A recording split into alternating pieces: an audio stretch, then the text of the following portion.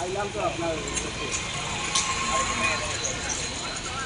এই আজকে সকালবেলা আইছিলাম।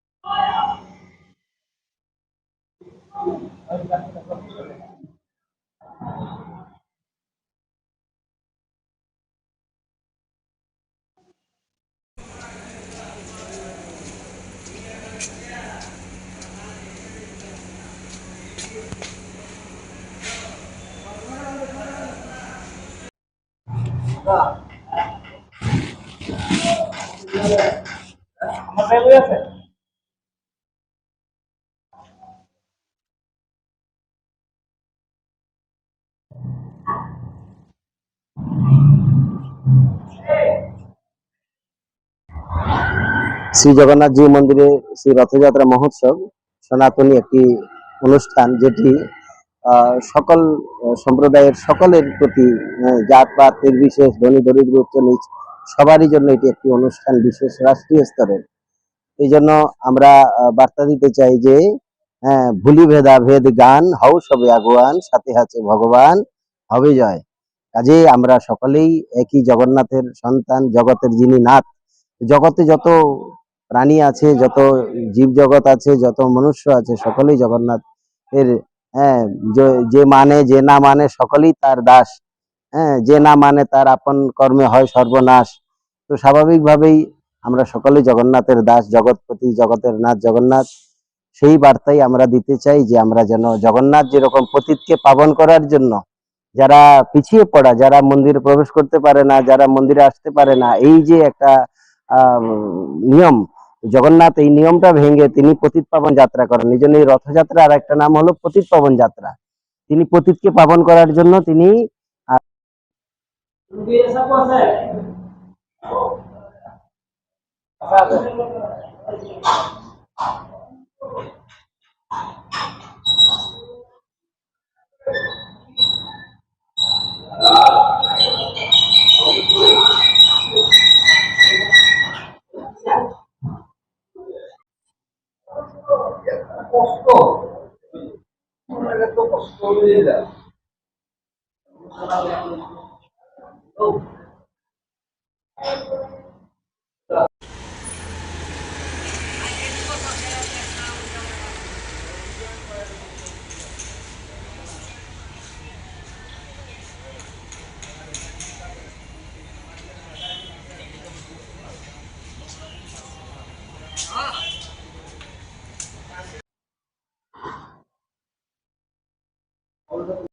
আমাদের প্রতি বার্তা।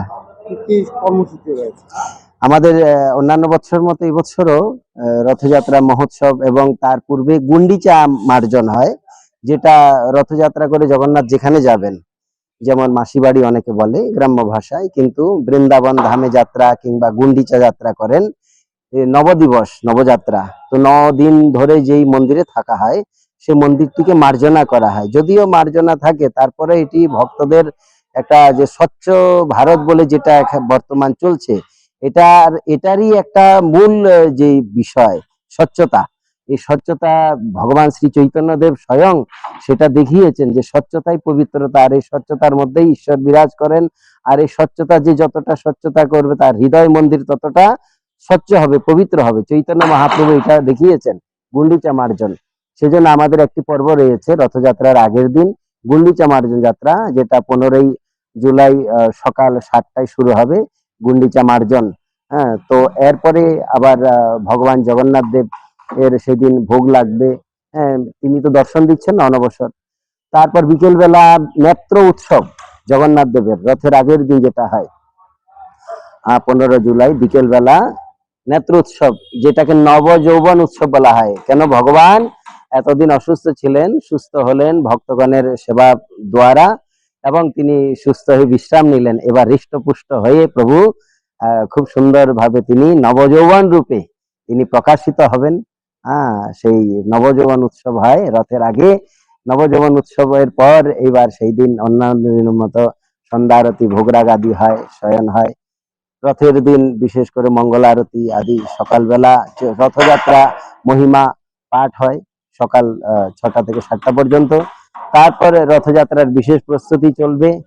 রথকে আমাদের রাস্তার সামনে নিয়ে যাওয়া হবে, সেখানে রাজমার্গেতে ভগবান আরূঢ় হবেন, ভগবান বসবেন। হ্যাঁ, তারপরে রথযাত্রাকে কেন্দ্র করে রথযাত্রার পর আমাদের এখানে ধর্মসভা হয়। ধর্মসভা শুরু হবে, আপনারা এই ধর্মসভায় আসতে পারেন। হ্যাঁ, সকলকে আমি আহ্বান জানাবো এই চ্যানেলের মাধ্যমে, আপনারা ধর্মসভায় অংশগ্রহণ করবেন। এখানকার যিনি প্রেসিডেন্ট আচার্যদেব, হ্যাঁ, অখিল ভারতীয় শ্রী চৈতন্য গৌড়িয়া মঠের যিনি বর্তমান আচার্যদেব, এবং নবদ্বীপ ধাম, পুরী ধাম, বৃন্দাবন ধাম, এইসব ধাম থেকে বহু সাধু সন্তজন আসবেন এখানে। হ্যাঁ, আগামী 18 তারিখ। তো 18 তারিখ থেকেই এখানে ধর্মসভা শুরু হবে।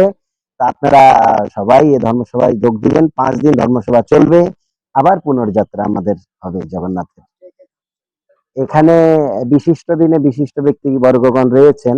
ধর্মসভার প্রথম দিন থাকবেন আমাদের ত্রিপুরা রাজ্যের মহামান্য রাজ্যপাল মহোদয়, তিনি এখানে উপস্থিত থাকবেন। এবং দ্বিতীয় দিবসে আমাদের ত্রিপুরা রাজ্যের মাননীয় মুখ্যমন্ত্রী ডক্টর মানিক সাহা মহোদয়, তিনি উপস্থিত থাকবেন। এবং আরো অনেক ব্যক্তিবর্গগণ রয়েছেন সমাজের, তারা বিভিন্ন দিনে প্রধান অতিথি রূপে, বিশেষ অতিথি রূপে কিংবা প্রধান বক্তা, বিশেষ বক্তা রূপে তারা এখানে উপস্থিত থাকবেন।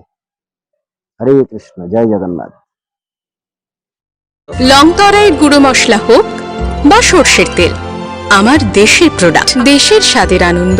লংতরাই, লংতরাই রান্নায় তোমাকে চাই।